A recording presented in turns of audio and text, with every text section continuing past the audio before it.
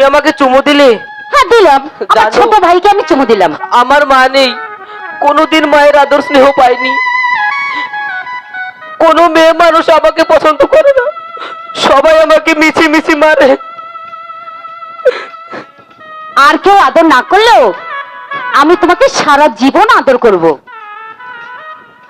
তুমি যদি আমার ভাবি হতে, আমি সারা জীবন তোমার কাছে মায়ের আদর পেতাম। আচ্ছা এই, তুমি কি আমাকে ভাবি বানাবে? হ্যাঁ, তুমি যদি আমার ভাবি হতে, ভাইয়ের সাথে তোমার সাথে যে মানাতো না, একেবারে রাধা কৃষ্ণ মতো দেখা যেতে। তাই বুঝি?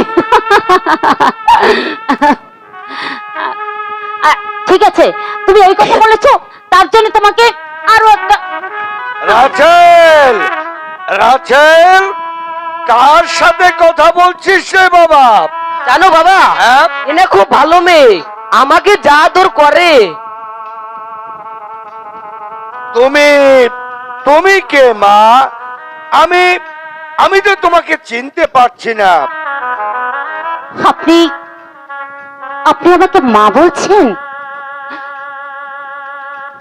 আপনি আমাকে দোয়া করুন বাবা, সারা জীবন যেন আপনার কাছে আমি মা হয়েই থাকতে পারি। হ্যাঁ মা, তুমি যখন আমার কাছে সারা জীবন থাকতে চাইছো, আমিও তোমাকে মনে প্রাণে আমার মেয়ে হিসাবে সারাটা জীবন আমি তোমাকে আমার কাছে কাছে রাখবো। হ্যাঁ মা, কোনো চিন্তা করো না। বাবা, হ্যাঁ বলো। আমি আমি আতাপ খার মেয়ে বাবা।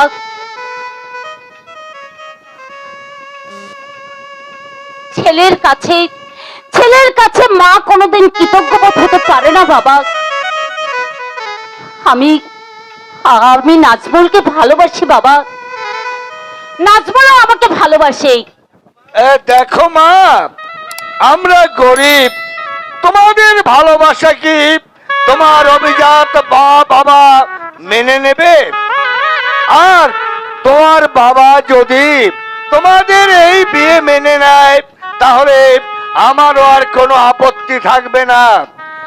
মাগো, তুমি যদি আমার পুত্রবধূ হিসাবে আমার এই পর্ণ কুটিরে আসো, সেটা হচ্ছে আমার পরম সৌভাগ্য। বাবা, বাবা, কাদের সৌভাগ্যের কথা বলছো তুমি? আইয়া, তুমি কাঁপছো কেন? না না, কাঁদছি না।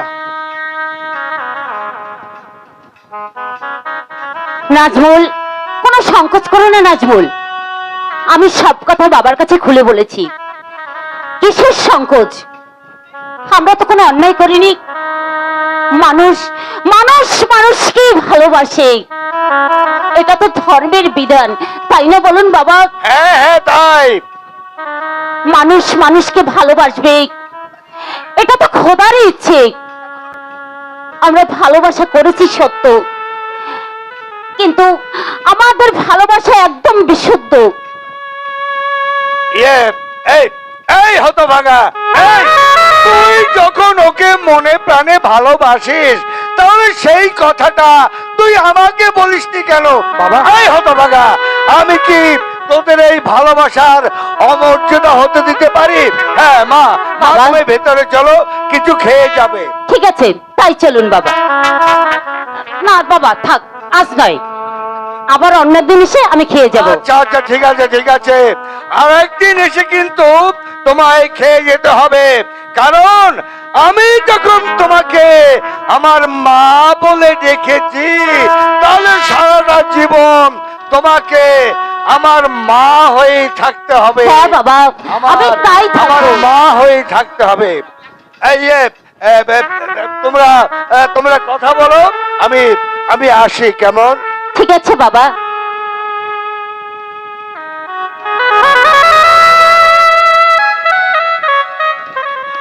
ভাইয়া, তুমি ঘুড়ি কিনে না দিলে কি হবে? এই দেখো, এই টাকা দিয়ে আমি আবার নতুন ঘুড়ি কিনে আনবো। তোমার কাছে আমি আর কোনোদিন ঘুড়ি চাইবো না। আজ থেকে তুমি আমার শত্রু শত্রু শত্রু।